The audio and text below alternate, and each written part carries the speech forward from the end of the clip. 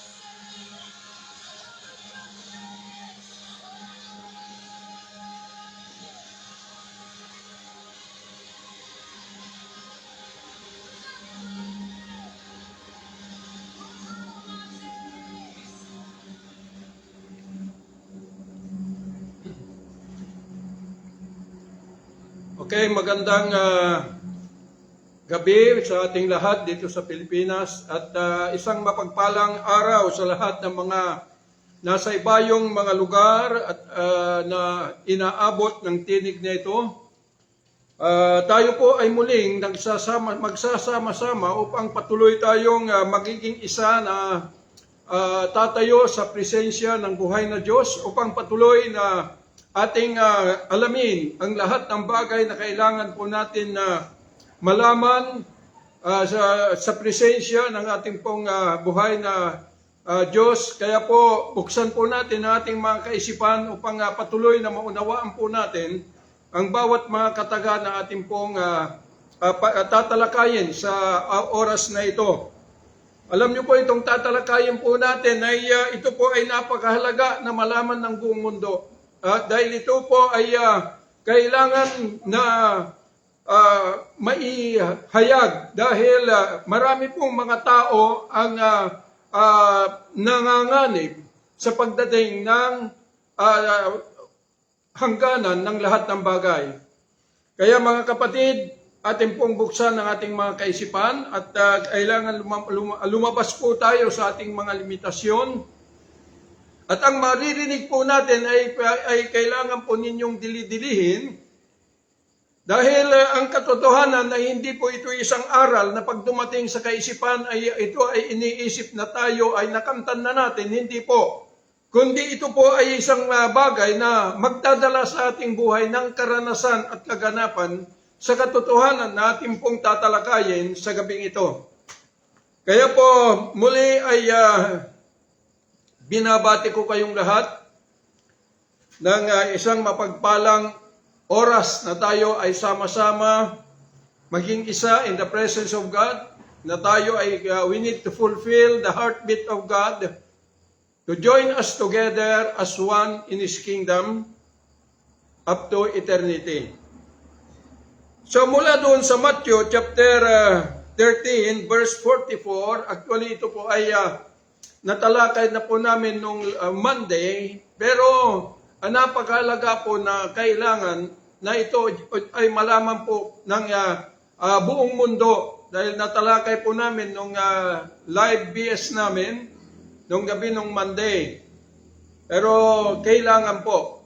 Matthew chapter 13 verse 44.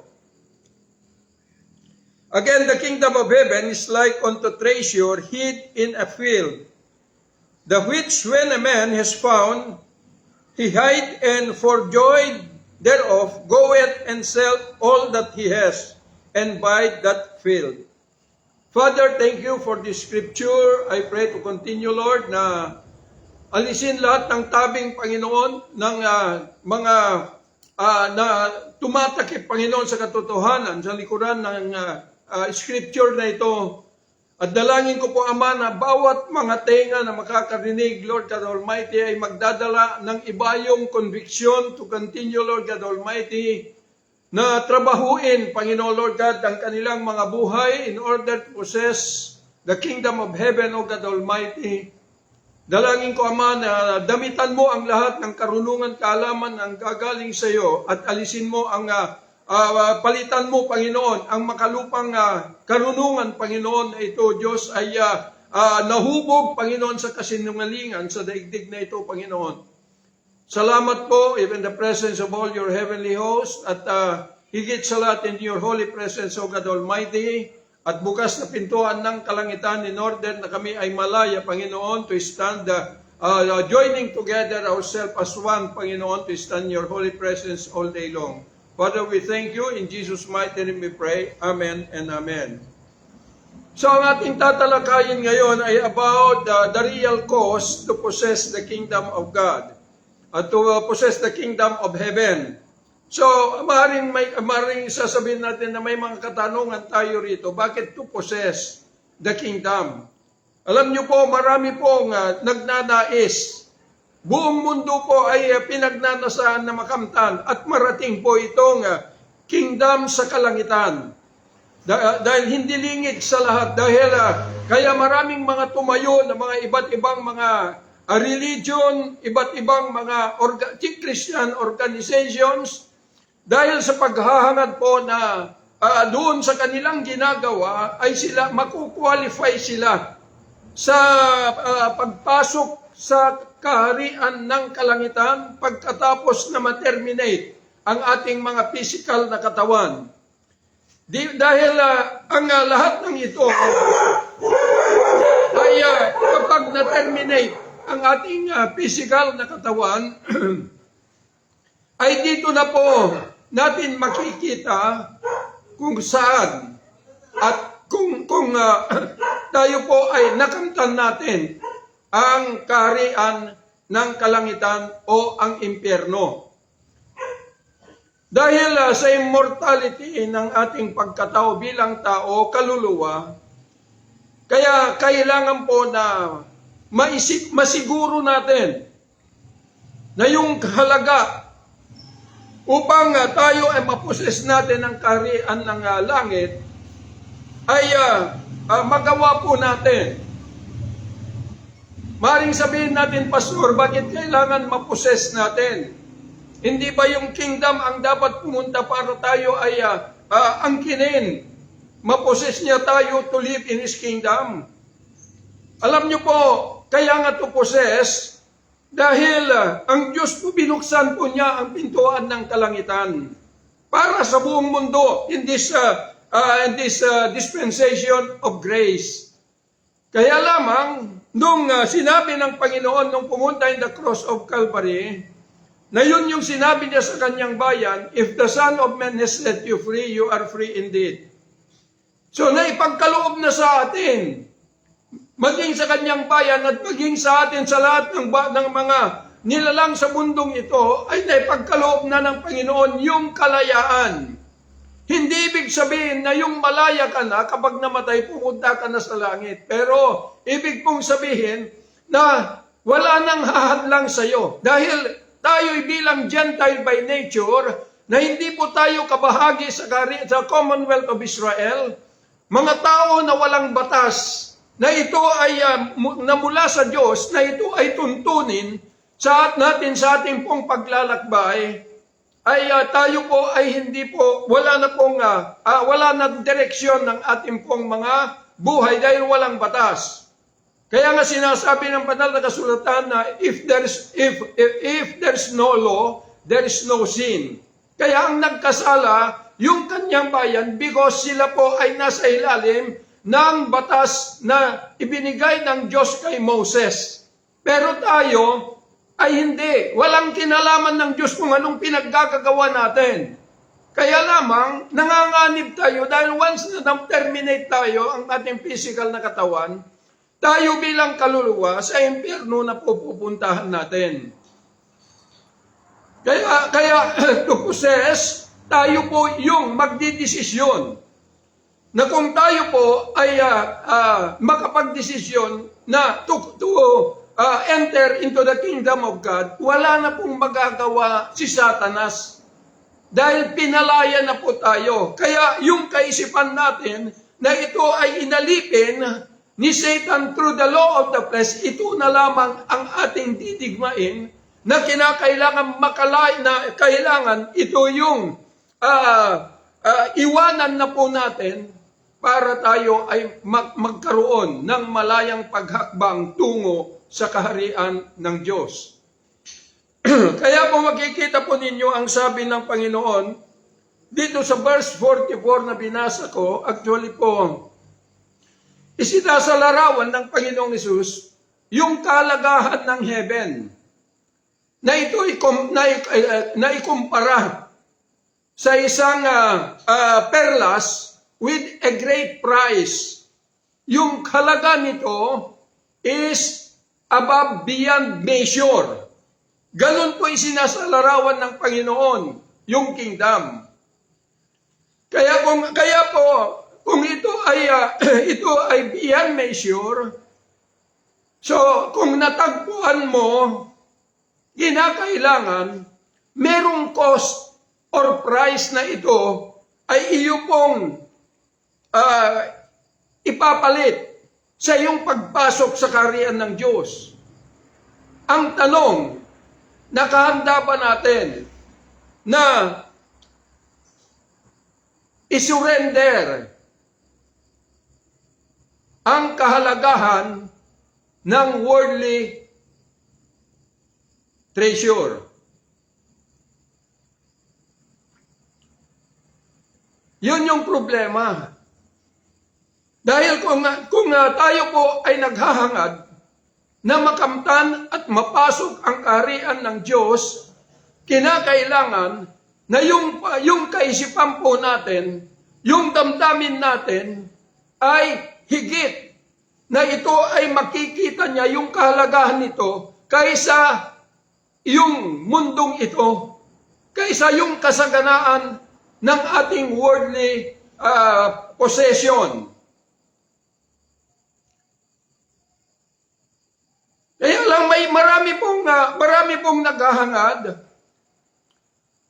pero hinahangad nila ang kaharian ng Diyos, serving God. Pero ginagawa nila ito by their own personal objectives and personal gain. Kayamanan. Kaya nga, ang sabi ng Panginoon, you cannot serve two masters. Because Satan is the master of this world. Ang kayamanan dito sa daigdig, si Satan po ang nagkakaroon ng disposition na kung ikaw ay maglingkod sa kanya, ay talagang pupunuin ka. At ito yung ginagamit ni Satan upang hindi natin mapasok o mapossess the kingdom of heaven.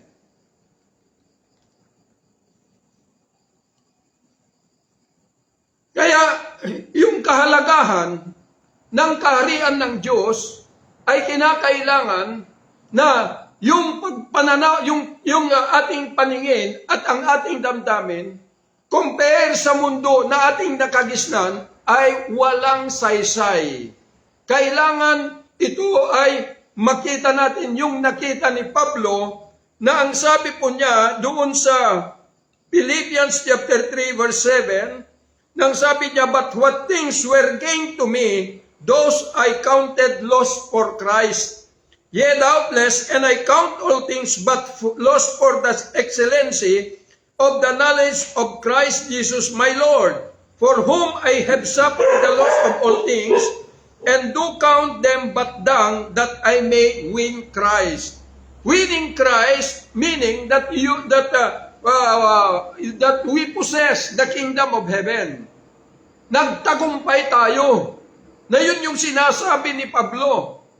Pero kung yung kalahati ng damdamin kaisipan natin ay naiwan sa kahalagahan ng iyong ng mundong ito, mga kayamanan sa mundong ito, yung mga businesses o ano pa man, hindi mo po mapoposes ang kaharian ng heaven.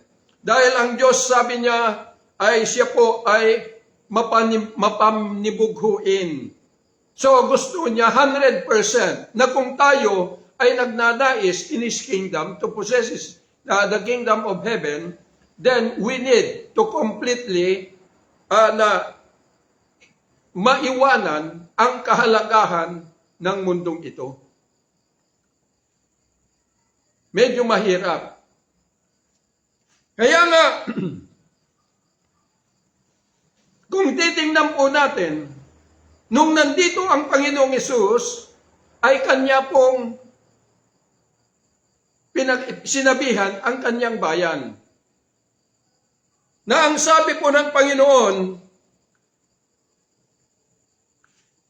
sa Matthew chapter 5 verse 20, for I say unto you, kasi nalaman natin na may Diyos dahil sa Biblia, sa Scripture. For I say unto you that except your righteousness shall exceed the righteousness of the scribes and Pharisees, you shall in no case enter into the kingdom of heaven. So maliban ang sabi ng Panginoon, kung malampasan ninyo ang katuwiran ng mga Paraseyo, ang sabi ng Panginoon, Scribas at mga Paraseyo, pare-parehas kayo di makakapasok sa kaharian ng langit. Bakit? Kasi itong mga Pharisees and mga Scribas ay sila po ay nabilanggo yung kanilang paniniwala hinggil sa batas ng Diyos through the righteousness of the law. Pero kung titingnan po natin, the righteousness of the law ay ito ay naabulis. Na yun yung sinasabi ng Panginoon ni Pablo na hindi nakita ng kanyang mga bayan. Na pagkatapos nung magkita ang Panginoon Jesus sa langit at bumaba ay to enthrone Himself in our mortal being, ay nananatili, sabi ng Panginoon Pablo, na sila ay bulag sa pagkakabasa ng lumang tipan. Kaya nga sinasabi ng Panginoon sa kanyang bayan, Matthew chapter 16 verse 6, Then Jesus said unto them, Take heed and beware of the leaven of the Pharisees and of the Sadducees. The leaven of the Pharisees and of Sadducees is that is the doctrine of men. Doktrina ng tao. So, ibig pong sabihin na yung scripture ay ito po ay doktrina ginamit o naging tradition sa kanila dahil ito ay kanilang ininterpret by their own intellect. Kaya doctrine of men. Kaya matatalino sila. Batay doon sa kanilang mga interpretasyon doon sa batas na ibinigay ng Diyos kay Moses, ito man ay written and oral law, ay ini-interpret nila na ito na rin yung dumating sa ating kapanahunan na dala ng Bible School. Pasensyahan na po. Pero kinakailangan po maihayag ang katotohanan sa buong mundo. Na ito yung taglay-taglay na dala ng buong mundo ngayon, na ito yung sinasabi ng Panginoon sa mga Paraseyo nung nandito siya, na itong mga Paraseyo na sila ay perfect teacher of the law, ay sila ay bulag. Mga bulag, dahil hindi nila nakita, di nila nakita yung katapusan ng batas, yung pagkaabulis ng batas. Kaya anong sabi ng Panginoon? Na habang itinuturo ang kanilang doktrina, itong tradition ay nananatili, na ang mga tagasunod ay nananatiling bulag. Maraming mga tao ang maapektuhan kung hindi tayo gigising. Maganda ang scripture kung masusundan natin yung kanyang direksyon. Na yun yung sinasabi ni Pablo, na ang sabi po niya doon sa Galatians chapter 3 verse 23 pababa, But before faith came, we were kept under the law. Bago dumating ang pananampalataya, sabi, ay tayo ay nasa ilalim ng batas. Ito yung batas na ibinigay ng Diyos kay Moses. Shut up unto the faith which should afterwards be revealed. Wherefore the law was our schoolmaster to bring us unto Christ. So ito na. Wherefore the law was our schoolmaster. Na yung batas, sabi niya, ay ito ay tagapagturo sa atin na magdadala sa atin kay Kristo upang mapawalang sala tayo sa pamagitan ng pananampalataya. At sabi niya, ngunit pagkatapos sabi niya na ang pananampalataya ay dumating, hindi na tayo nasa ilalim ng katuruan. Maliwanag po, nasa scripture po yan. At hindi po ako nagsasalita ng bagay na ibinabato o pagsasadsala sa inyo, kundi yung scripture po ang siyang nagko-correct at nagre-reproof sa atin. Kaya dito, ano ba ang ibig sabihin ng scripture? Tandaan po natin na ang Biblia composed of two parts. The Old Testament is the scripture. And the New Testament is the gospel of Christ. Pagka sinabing gospel, kung babasahin po ninyo, doon sa Mark chapter 1, verse 1, nang sabi, this is the beginning of the gospel of Christ. Ibig pong sabihin, nung nandito ang Panginoong Yesus, siya po yung naghahayag about the gospel. Pagka sinabing gospel, it is a sound doctrine na ito ay binabanggit na pinapatibay yung kanyang buhay. Hindi po doon sa kasulatan. Yun po. Kaya nga at the age of 33 o 30, pumunta po doon sa cross. Kailangan i-delegate niya yung kanyang paghahayag ng kanyang ibanghelyo, the gospel of Christ, sa kanyang mga disipulos, na ang sabi niya, go and preach the gospel to all nation. Kaya lamang, meron siyang sinabi, na nung i-delegate na niya ito, hindi niya sinabi na agad-agad, kundi ang sabi niya, wait until you be endued with power from on high. Kaya maghintay kayo doon sa upper room. Dahil bababa ang Espiritu, sabi niya, at tatanggap kayo ng kapangyarihan. And you will be my witness, you shall be witnesses unto me. Ano bang ibig sabihin? Witnesses unto me, hindi po yung message concerning Christ, kundi ito yung message concerning the living Christ, na ito ay nakikita sa ating mga buhay.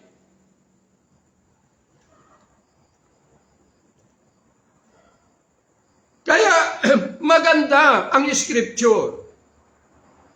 Pero tayo bilang Gentile by nature, mga kapatid, gaya ng tinapik ko nung una, ulitin ko, na kahit na mabasa mo the whole book of the Bible,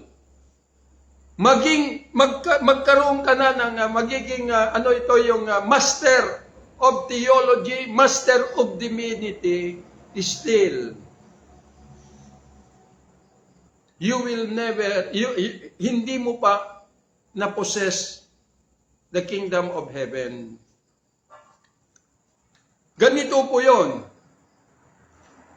Ang scripture ay maganda, gaya ng sinabi ko noon, na nakilala ko ang Panginoong Hesus, the risen Christ, because I read the Bible. Binasa ko po.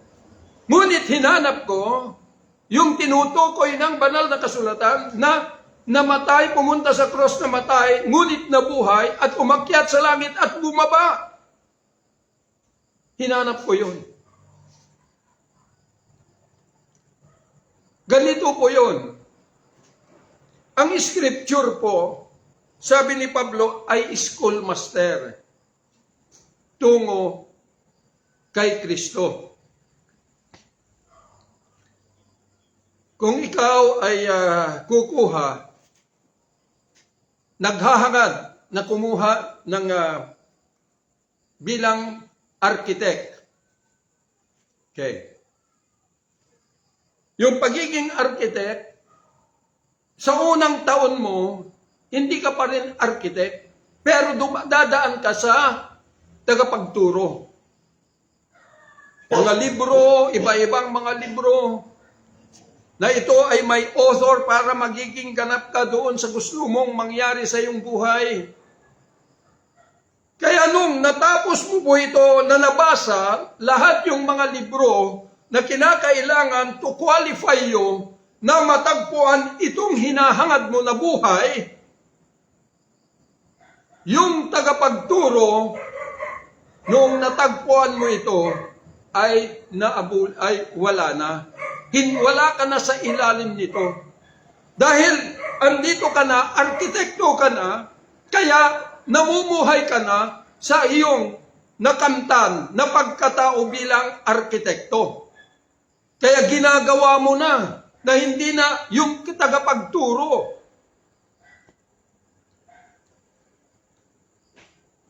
Dahil kung di mo natagpuan ito, di mo natapos, hindi ka magiging arkitekto kung di mo natagpuan. Ganon din po itong scripture na sinasabi ni Pablo na schoolmaster na magdala sa atin kay Kristo. Na kinakailangan ito ay kapag nabasa mo na ito at natagpuan mo na, nalaman mo na mayroong Diyos na pumunta para tubusin ang lahat sa pagitan ng kanyang banal na dugo, dapat hanapin mo na ito. Kaya nga nung sabi ng Panginoong Hesus, nung nandito siya, John chapter 5 verse 39 and 40, nang sabi niya, sinasaliksik ninyo ang kasulatan, the scripture. Dahil dito naniniwala kayo na meron kayong buhay na walang hanggan. At totoo, sabi ng Panginoon, dahil ito yung nagpapatunay sa akin. Verse 40, pero di naman kayo pupunta sa akin para magkaroon kayo ng buhay.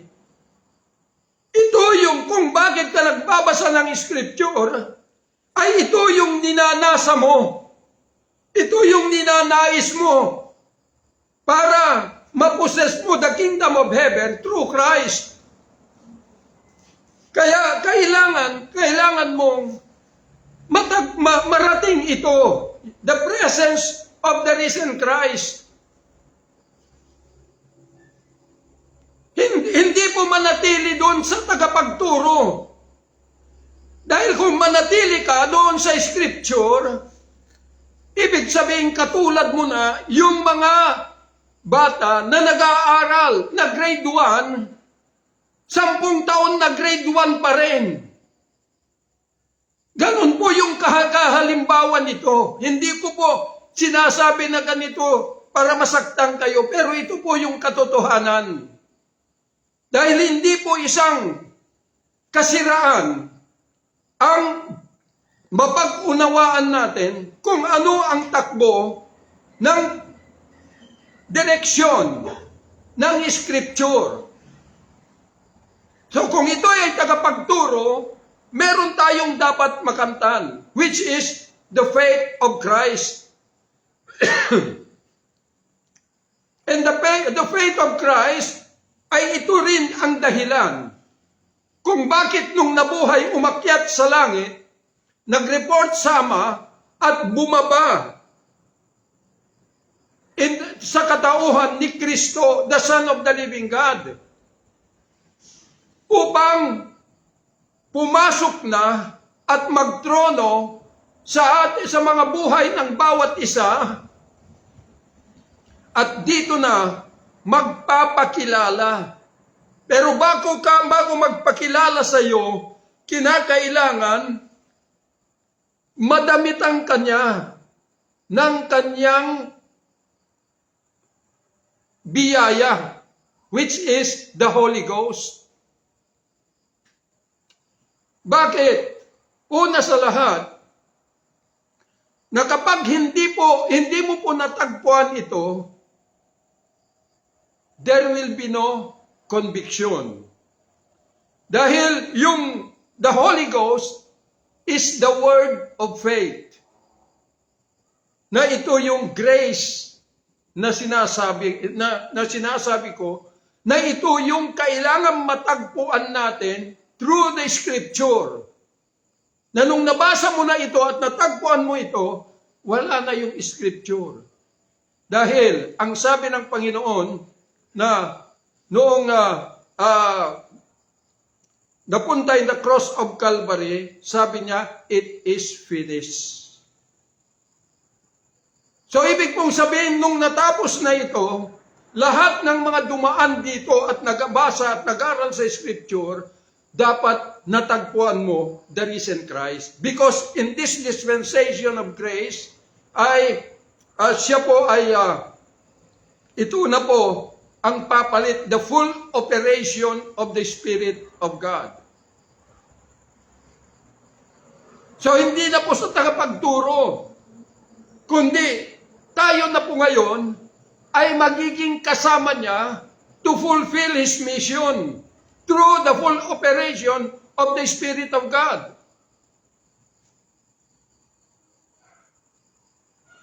Makikita po ninyo bakit kailangan na ubusin mo yung panahon mo in Bible school. Kailangan ubusin mo na basahin ang libro ng theology. Na dito mo nasasabihin na ikaw ay apostolic o messiah o ano paman dahil lamang doon sa nabasa mo. Kaya nga sinasabi ng Panginoon na hindi lahat ng tumatawag sa akin ng Lord, Lord ay makakapasok sa kaharian ng Diyos, kundi yung gumagawa lamang sa kalooban ng Ama. Di ba may nagsabi-sabi na nagpalayas ako ng demonyo sa pangalan mo. Nagpagaling ako sa pangalan mo. Pero sabi ng Panginoon, di kita kilala, nalapastangan. Punta ka sa apoy ng impyerno.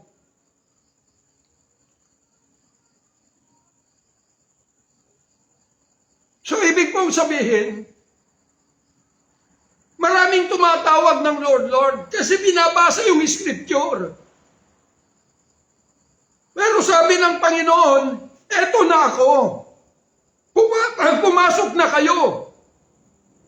Pero hindi naman pumapasok, kundi paulit-ulit na lang na binabasa yung Scripture na may nagsasabi pa na 5 beses na 10 beses na binalik-balikan yung Scripture. Kaya yung kwelyo niya napakataas na. Dahil nabasa na from Genesis to Revelation. Pero anong mangyayari? Nang sabi ng Panginoon, kung kayo ay bulag, nananatiling bulag, ano ang mangyayari sa mga tagasunod ninyo, kundi mananatili rin bulag, at saan kayo mahuhulog?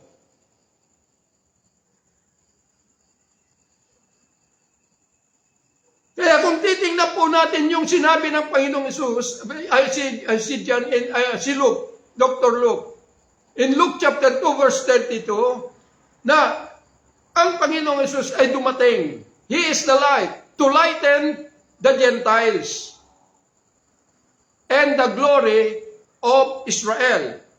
At anong sabi ng Panginoon kay Pablo? Nung masalubong niya, nung nasa daan patungong Damascus, di ba sabi niya kay Pablo na inilabas ka sa mga taong ito pero ipapadala rin kita dito sa mga hintil para buksan ang kanilang mga mata at hanguhin sila mula sa kadiliman tungo sa liwanag. Sa kaharian ng Diyos tungo mula sa kaharian ni Satan tungo sa kaharian ng Diyos. So may nang mangyayari. Dahil kung hanggang sa katuruan lang tayo, walang espiritual na mangyari. Dahil ang kinukondisyon lamang ay ang ating moral discipline. Kaisipan lang na yun sinabi ko noon in order na i-dominate yung evil na idinamit ni Satan sa ating physical na buhay. Na yung kaisipan natin, yung kaluluwa natin dito na naalipin.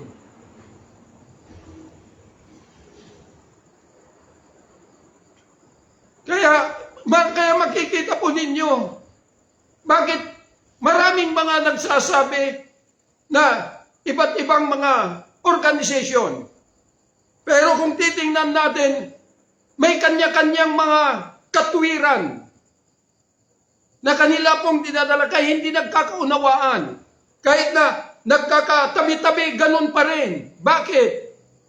Dahil ang kanilang daladala ay ito ay turo ng tao at hindi turo ng Diyos.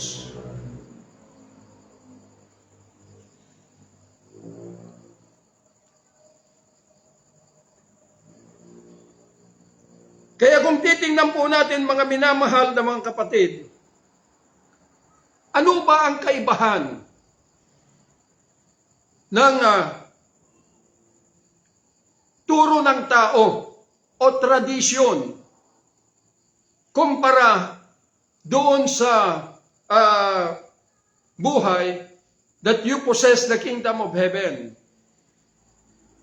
Kung babasahin po natin dito sa Matthew chapter 16 verse 13 hanggang 17, ang sabi po ng Panginoon, when Jesus came into the coast of Caesarea Philippi, he asked his disciples saying, whom do men say that I, the Son of Man, am? And they said, some say, thou art John the Baptist, some Elijah, and others Jeremiah, or one of the prophets. Itong tinatanong ng Panginoon kung sino, ano ang sinasabi ng mga taong ito, sila ay mga aralan ng mga Pharisees, mga eskribas. Kaya napag-aaralan din nila concerning Christ. Alam nila na siya yung darating na Messiah. Pero di nila nakilala na yung kaharap nila ay siya na yung Messiah. Kaya makikita nyo kung ano-ano yung mga sinasabi hinggil kay Jesus. Na siya ay isang propeta, na siya ay John the Baptist, na siya si Elijah, na siya si Jeremiah. Ano ba itong mga propetas na ito? Sila ay, sa Old Testament, sila ay mga tagahatol. Pero sabi ng Panginoon, hindi ako pumunta rito para kayo'y hatulan kundi iligtas. Kaya makikita ninyo, tinanong ng Panginoon silang, yung kanyang mga disipulos, and says unto them, but whom say ye that I am? And Simon Peter answered and said, thou art the Christ, the Son of the living God. And Jesus answered and said unto him, blessed art thou, Simon Bar-Jonah, for flesh and blood has not revealed it unto thee, but my Father which is in heaven. Makita ninyo na yung kumpara mo doon sa flesh and blood. Yung mga nagsasabi na si Jesus ay isang propeta, si John the Baptist, si Jeremiah, ay turo ito ng flesh and blood.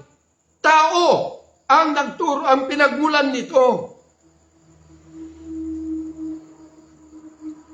Kaya di nila makita, kaya makikita nyo ngayon, iba't ibang mga organisasyon, flesh and blood ang nanduroon sa kaalaman ng mga tao.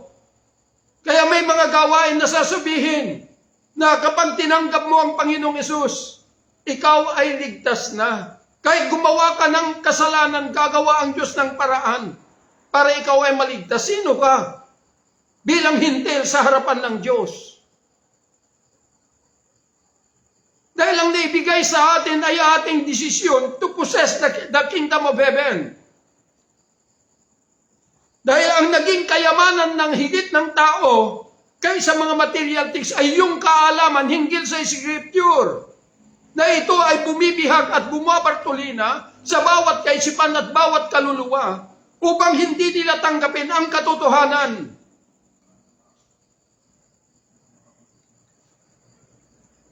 Kaya makikita ninyo, di alam ni Pedro na yung pagsama-sama nila kay Jesus mula nung matagpuan ng Panginoon sila, ay di nila alam na nakatap na sila, nagkaroon na ng ugnayan sila sa Diyos.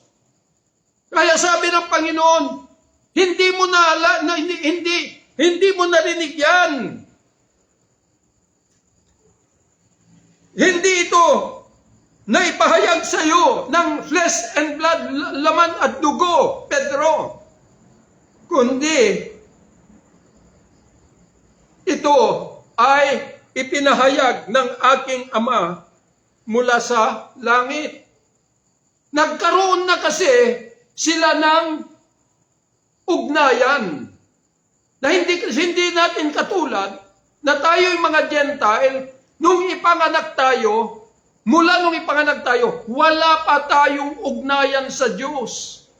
Kay Satanas lang na nagpapanggap na siya ang Diyos ng liwanag. Kaya lahat ng mga tao bukang bibig na kapag nagtagumpay sa isang bagay, sasabihin, talagang si Lord dakila. Lahat na lamang ay sinasabi si Lord, oo, mabuti na lang at hindi sinasabi na si Jesus. Dahil inuulit ko na may dalawang Diyos dito sa daigdig, Diyos ng liwanag at Diyos ng kadiliman. At Diyos ng kadiliman ay siya ay pwedeng magpanggap na siya ay Diyos ng liwanag. Kaya nalinlang ang mga tao. Lalo na nung dumating yung mga scripture, dito na nabilanggo.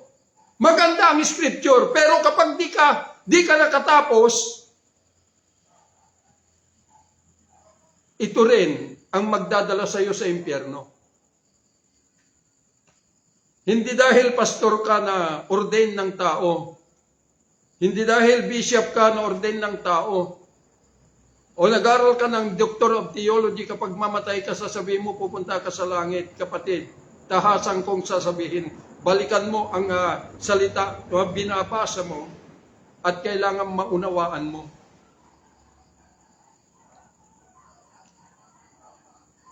Dahil, una sa lahat, na kung natagpuan po natin, nakita natin ang scripture at nabasa natin,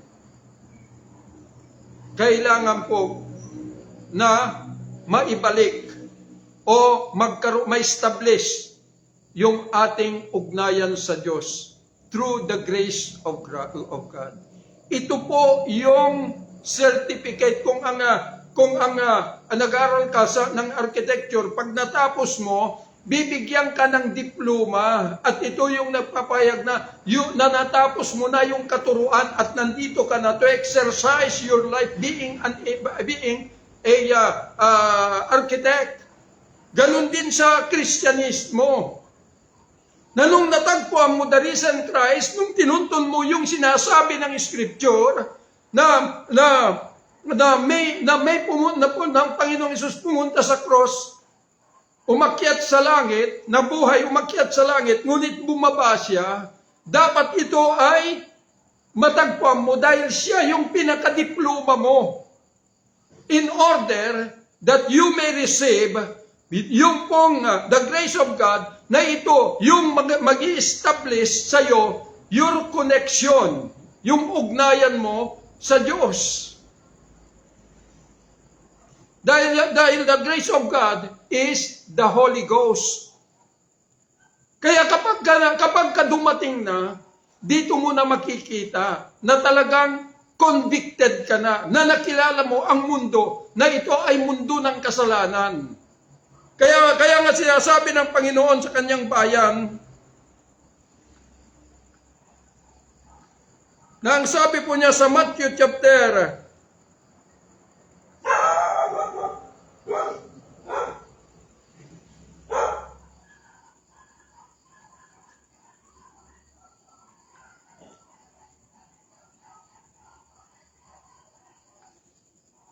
'no, in John.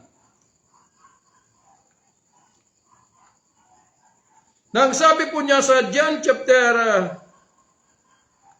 16, maliwanag po rito, nang sabi ng Panginoon, nevertheless, I tell you the truth. Ito sabi niya, sasabihin ko sa inyo ang katotohanan, na mas mainam para sa inyo kung ako ay aalis. Dahil kung hindi ako aalis, the Comforter o taga-aliw ay hindi darating sa inyo. Ngunit kung ako ay aalis, ipapadala ko ito sa inyo, at kung siya ay darating, he will reprove the word of sin. Ano ba ibig sabihin ng reprove? To convict the word of sin. Ibig pong sabihin, dito mo palang makikita na yung mundo na kinagisnan natin, na yung binubuhay natin na pinaghihirapan, at ito yung ipinaglalaban natin ng karangalan ng physical na buhay, it is a part of the world of sin. Kaya sabi niya, to convict, will come and will send and of righteousness and of judgment. So, ibig pong sabihin na kapag dumating at ito ay kinunbik ka, ang sabi ng Panginoon, hindi niya sinabi na maghanap ka ng Bible school para mag-aral. Hindi. Ang sabi niya doon sa John chapter 14,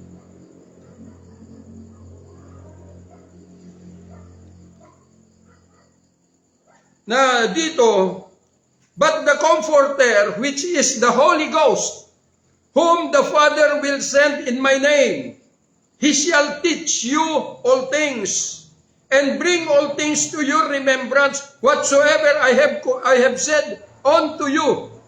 At doon sa verse 16, nang sabi niya, howbeit when he, the Spirit of truth, the Comforter, is come, he will guide you into all truth, for he shall not speak of himself, but whatsoever he shall hear, that shall he speak, and he will show you things to come.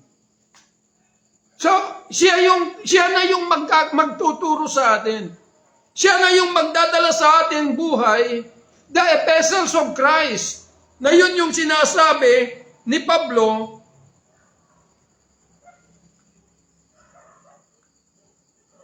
doon sa 2 Corinthians chapter 13, na ang sabi po niya, you are verse 3, for as much as you are manifestly declared to be the epistles of Christ ministered by us, written not with ink, but with the Spirit of the living God, not in tables of stone, but in fleshly tables of the heart, who also has made us able minister of the New Testament, not of the letter, but the Spirit. For the letter killed. Ito yung law. Ang batas ay pumapatay. Kaya kung hindi kayo maghunos dili sa buong mundo sa pagdadala nito, pinapatay ninyo ang buong mundo. But the Spirit giveth life.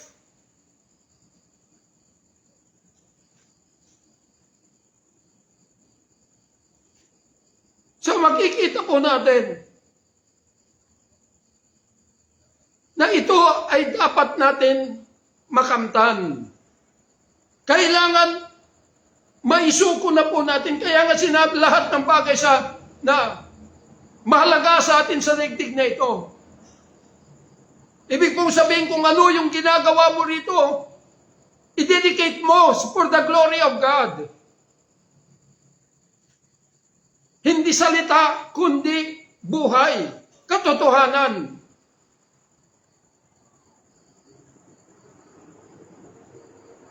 Ang problema sa mundong ito, tandaan po ninyo, ang daming nagsasabi na they possess the kingdom of heaven dahil nagtuturo sila.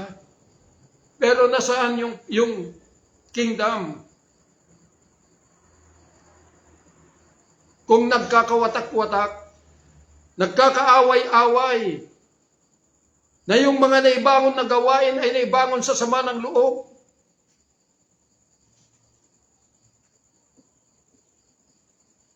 naibangon sa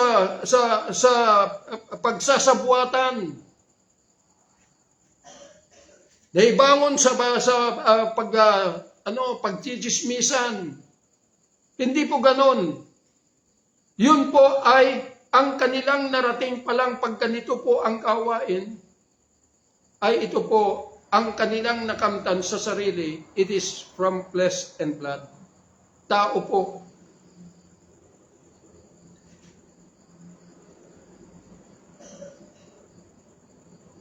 Kaya po, hanggat hindi tayo makakapasok in the kingdom of heaven, habang tayo po ay nabubuhay dito sa daigdig na ito, hindi po tayo qualified to be a part in His kingdom, Jesus' kingdom.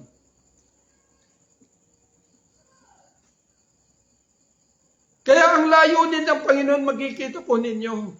Maaring sabihin natin, Pastor, nagpapatuloy naman kami. Oo, nagpapatuloy kayo, pero anong ginagamit ninyo? Mga salita na ito ay copy-paste. Mga salita na ito ay hango sa flesh and blood.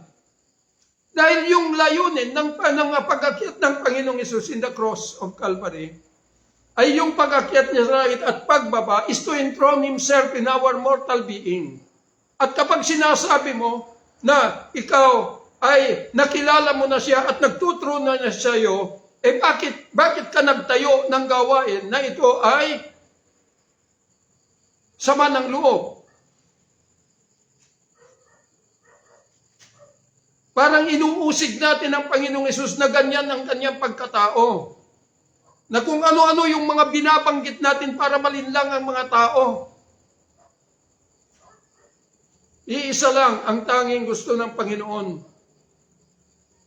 na tayo ay siya yung magdala sa atin through His grace, the Holy Ghost, na tayo ay magpasailalim dito.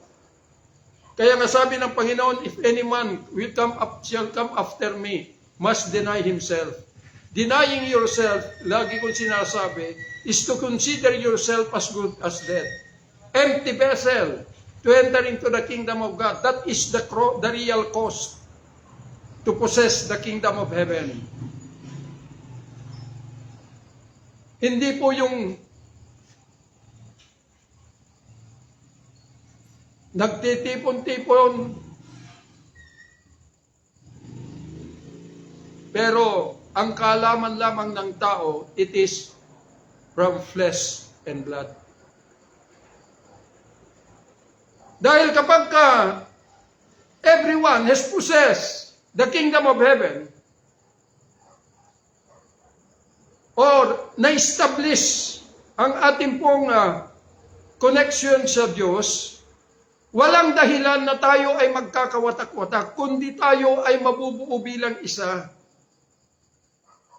Dahil iisang espiritu na ang siyang magdadala sa atin at hindi na po espiritu ng mundong ito.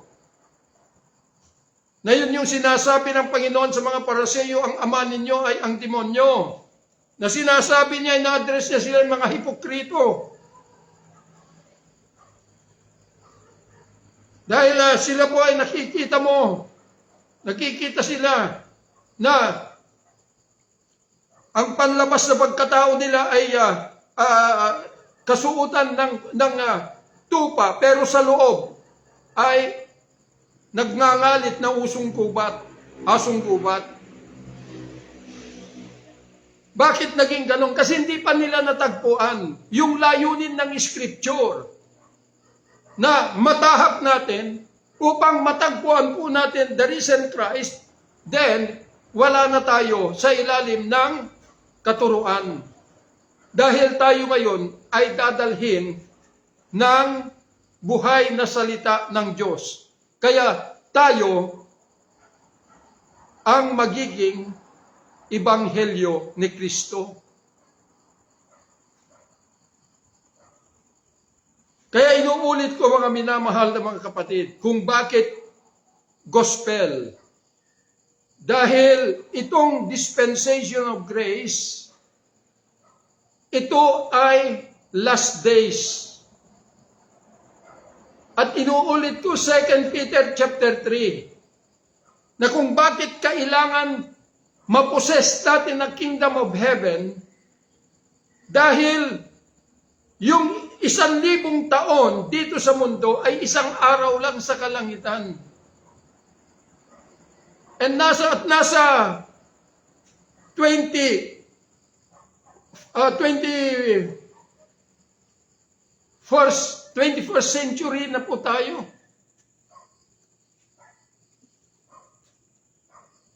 Ibig sabihin, dalawang araw na sa kalangitan. Na hinihintay ng Diyos na may handa ang lahat ng mga tao. Na lahat ay mahango. Hindi iba-ibang ministeryo dahil isang ministeryo ang Diyos. To rescue mankind, at yun din yung ministeryo natin na lahat na pagsamasamahan.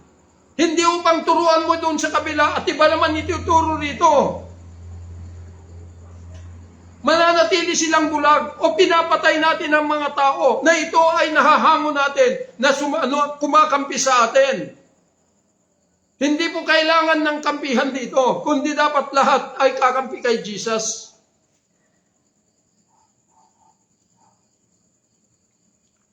Kaya nandun yung panganib. Hanggang ngayon,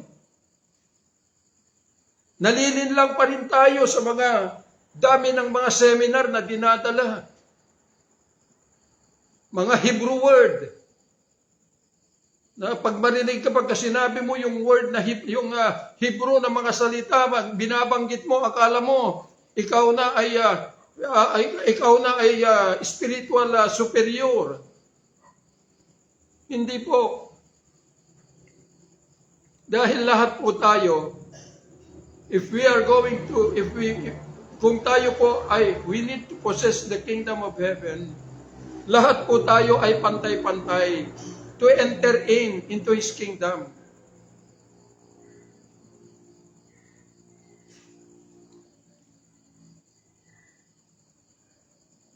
Kaya, ang tanong,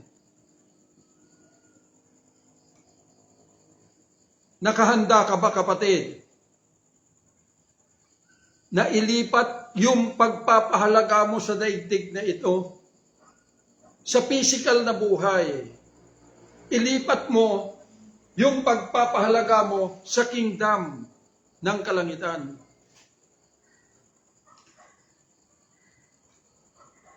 Na yung pagpapahalaga mo must be above, beyond measure.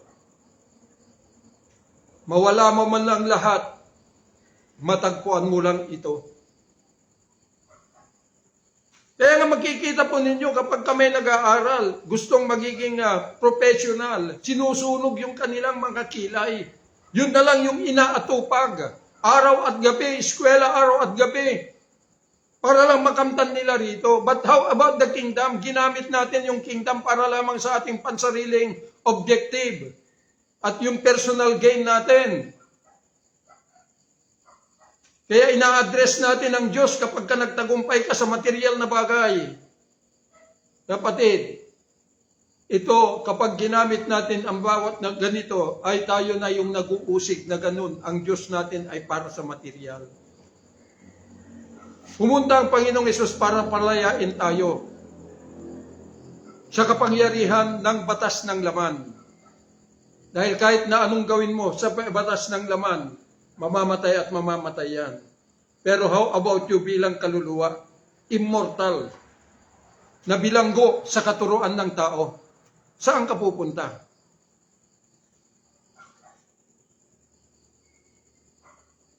At alalahanin natin na tayo po ay mga Gentile by nature. Inuulit ko, Ephesians chapter 2. Hindi tayo kabilang sa Commonwealth of Israel.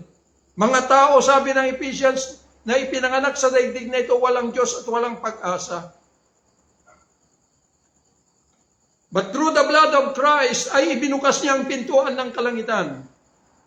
In order na ang kanyang bayan na kanyang minamahal, ay muling ma-grafted niya again para ma-regenerate sila into a greater and better covenant. At salamat sa Diyos dahil binukas niya rin ang pintuan para sa atin. Pero nakasalalay lang sa atin yung desisyon to enter into that open door na binuksan ng Panginoon.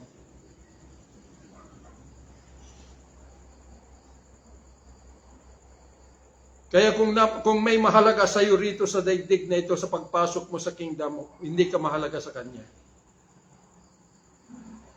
Kaya sinabi ni Pablo, all things you do it for the glory of God. Hindi pagyabang, hindi pagmamataas, hindi pagsansala, hindi magiging daan para magalit ka sa iyong kapwa.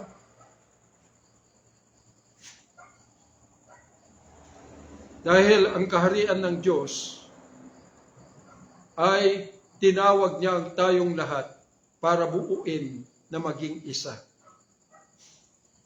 Kaya titigilan na natin yung pagsasabi na yung ministry mo, hindi. Kung may ministry ako at may ministry ka, saan naka-address yung ministry? Kundi lahat ito ay iisang ministry na ito'y idinamit sa atin ng Panginoon to rescue mankind. Sama-sama tayo. Maaaring, pastor, kayo lang yung nagmi-mission. Oo, pero kayo ay kasama sa mission dahil everything you do it for the glory of God.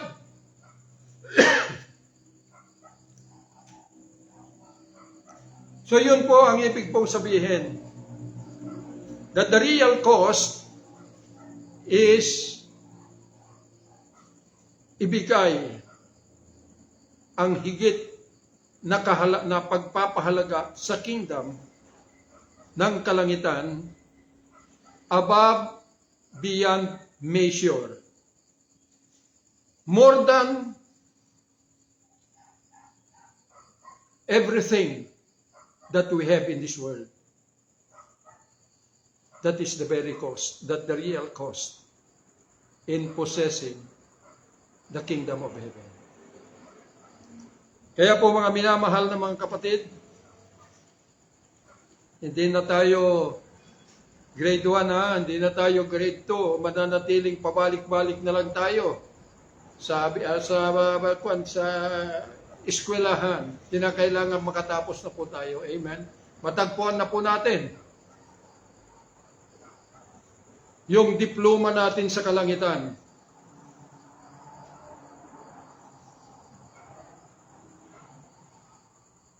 At ito po ay nagdidepende, yung tagal depende sa iyong desisyon.